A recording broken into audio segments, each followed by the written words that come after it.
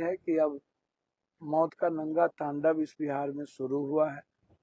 परसों कहीं और था, कल हम कहीं और थे, आज छपरा में। तो हम उम्मीद करेंगे कि पॉलिटिकली आप मत दबाइए, और ये कोई बर्दाश्त भी नहीं करेगा, और हमारे जैसे लोग तो इस जन्म में बर्दाश्त नहीं करेंगे। पकड़ के मारा कि दूर से मारा नहीं, वो तो जा रहा था, कोई उसको फोन आया, तो बातें कर रहा था, तो मुझे से बात प्रखंड युवा अध्यक्ष था वो, प्रखंड का। छपरा की स्थिति कब सुधरेगी? अब लगता ही नहीं है कि हम पहले से भी कहते रहे हैं कि छपरा का जो माहौल है और कई तरह का सामाजिक संघर्ष, वर्ग संघर्ष, राजनीतिक संघर्ष, सभी तरह का संघर्ष एकदम बिल्कुल पटना का समझिए कि पूरा का पूरा परिस्थिति छपरा में ही उत्पन्न हो जाती है। जो हालात हैं इसमें एक घटना तो है नहीं। अच्छा, जिस तरह का शब्दों का चयन है, लगातार राजनीति जब होती है उसके बाद खत्म होनी चाहिए। अच्छा, जो बच्चे मारे गए ये उस वक्त भी गलत तरीके से इसको नाम इन्वॉल्व किए गए थे, जबकि वो रावण वध के समय सारा वीडियो था और इसका नाम इन्वॉल्व किया गया उस वक्त। और उसके बाद ये यहाँ से अपने व्यापार या कई कारणों से ये धनबाद रह रहे थे, अब वहाँ रेखी करके मारना। अब आप समझिए कि क्या परिस्थितियां हैं। आज एक तरफ लगातार हम देख रहे हैं, परसों एक दो मर्डर में थे, कल भी एक जगह मर्डर में थे, और आज हमारे देश के प्रधानमंत्री जी से हम उम्मीद करते हैं कि सरकार बनी है तो संविधान की शपथ लेते हैं तो कम से कम जात पात धर्म मजहब से तो बचिए, इस नफरत से तो बचिए। अब तो हम न्याय की उम्मीद करते हैं, चाहे जो भी सच हो उसको आप न्याय करें, और कोई भी समाज और वर्ग राजनीतिक रूप से है वो प्रताड़ित नहीं होना चाहिए। मैं छपरा में देखता हूँ कि पॉलिटिकल राइवलरी ज़्यादा देखती है, पॉलिटिकल राइवलरी, फिर पॉलिटिकल के बाद बालू और जो व्यापार और धंधा का जो राइवलरी है ये बहुत खतरनाक है। इससे मैं बार बार प्रभावित होता हूँ। कल सुनील जी का फोन आया हमको रात में, हम जब लौट रहे थे 11 बजे। तो अब ये ऐसे पहले भी आप जानते ही हैं कि कई सारी घटनाओं में हम पूर्व में भी हम यहाँ आते रहे, और हमारी कोशिश रही है कि चीज़ें ख़त्म हो, लेकिन सरकार की मंशा और जो लोकल राजनीतिक व्यक्ति है, चाहे वो किसी भी पद पर हो, उनकी मानसिकता बिल्कुल जातीय उन्माद से रहता है।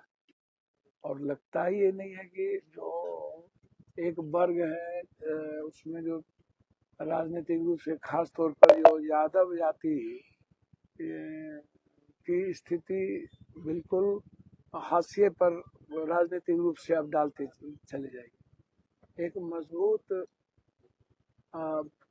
समाज होने के बावजूद भी बिल्कुल अलग थलग पड़ते चले जाना में हम बार में पहले भी कहते रहे, पॉलिटिकल रूप से किसी भी जाति धर्म को नहीं देखा जा सकता, और वोट के आईने से नहीं देखना चाहिए, न्याय के आईने से देखना चाहिए, और हम न्याय की ही उम्मीद करेंगे।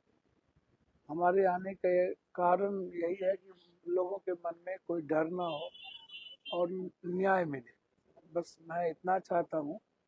हम वहाँ के डीएम से भी, एसपी से भी सबसे बातचीत हम किए हैं, जरूरत पड़ेगी तो हम झारखंड के सरकार से भी बात करेंगे, लेकिन हम छपरा में प्रशासन से उम्मीद करेंगे कि किसी भी घटना को सरकार के चश्मे से ना देखा जाए, उसको संवैधानिक और कानूनी तरीके से देखना चाहिए, और गलत इन्वॉल्व करके सिर्फ जाति विशेष को टारगेट करना ये सही नहीं है।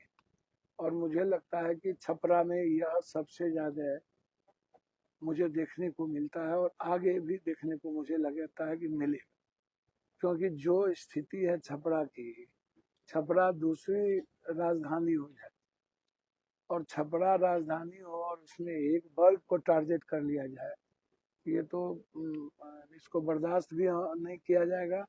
और यदि ऐसा होता है तो संघर्ष तो होगी और चुप तो नहीं बैठेंगे, चाहे जितना लंबा संघर्ष करना पड़े वो होगा, वो चलेगा, वो चलता इतिहास है और उसकी परवाह नहीं करते हैं। राजनीति में उतार चढ़ाव लगे रहते हैं। चोरी करके जीत जाना अलग बात है, अब हमें हराए नहीं है, जनता के वोट से हमें नहीं हराए और ना ही हमें लोकतांत्रिक मूल्यों से हराए। आप जबरदस्ती जीते हैं और उसके बाद आप अपने को तोप खान कहिए तो ये तो नहीं हो। इसलिए चलिए थोड़े देर के लिए जो जीता सो सिकंदर, वक्त जो है ना बहुत ताकतवर हो जाता है, लेकिन वक्त से ज्यादा ताकतवर ना संघर्ष और कर्म हो जाता है। और ये महाभारत के अभिमन्यु वाली बात नहीं है कि कल के दिन आप कुछ भी कर लिए थे, आज वो स्थिति नहीं है। हम उम्मीद करेंगे हम अपने समाज से भी कि उन्हें राजनीतिक रूप से आवाज उठानी चाहिए और सामाजिक संघर्ष में भरोसा रखना चाहिए। बदले की भावना से मैं कोई भी कार्रवाई के पक्ष में नहीं हूँ, कभी नहीं हूँ, आगे भी नहीं रहूंगा। लेकिन कोई कमजोर समझ करके राजनीतिक रूप से प्रताड़ित करता रहे तो वो भी नहीं। इसको आप भरोसा रखिए, आवाज उठेगी, सदन में भी उठेगा, सड़क पर भी उठेगा। हम सरकार से यही आज आप ओथ लिए हैं, आपसे उम्मीद करेंगे कि आप जो जो वादा किए हैं उसको पूरा भी करिए। हर परिस्थिति में देखेंगे कि आप 2 महीने 3 महीने के अंदर कौन से वादा पूरा, क्योंकि अब आपका वादा पूरा नहीं होगा। अब बिहार के बाद आप चल दीजिएगा असम और बंगाल राजनीति करने के, हमको भी पता है। तो आपको राजनीति से फुर्सत ही नहीं है तो आप वादा क्या कीजिएगा बिहार की जनता को पूरा। इसलिए बिहार की जनता तो ठगी चली गई बेचारी, गरीब कुरबा जो है, कमजोर तबके के लोग, और आने वाली जो पीढ़ी है जो पलायन करता है वो तो एकदम समझिए कि उसकी स्थिति मजबूर है। और घटना पर घटना शुरू है। तो आप देखिएगा कि तो आपको पता चलेगा कि कौन सा, आज भी देखे होंगे तो नहीं लगा होगा आपको कि जनता दल यू की सरकार बन गई। मतलब लग रहा था कि प्रधानमंत्री जी भगवा जिस तरीके से अभी घुमा रहे थे तो लगा कि बीजेपी की सरकार बन। तो और बहुत उत्साह भी हमने नहीं देखा, बस बीजेपी के लाइव में और जीविका दीदी के लाइव में स्वागत थी और प्रधानमंत्री जी का जबरदस्ती बीजेपी के द्वारा और अमित शाह जी के द्वारा चोरी किया हुआ जो वोट था जिसके बदौलत सरकार बना है, वही मैंने वहां देखा। उसके अलावा कुछ भी मुझे नहीं मिली। और सच्चाई यही है कि अब मौत का नंगा तांडव इस बिहार में शुरू हुआ है। परसों कहीं और था, कल हम कहीं और थे, आज छपरा में। तो हम उम्मीद करेंगे कि पॉलिटिकली आप मत दबाइए और ये कोई बर्दाश्त भी नहीं करेगा और हमारे जैसे लोग तो इस जन्म में बर्दाश्त नहीं करेंगे।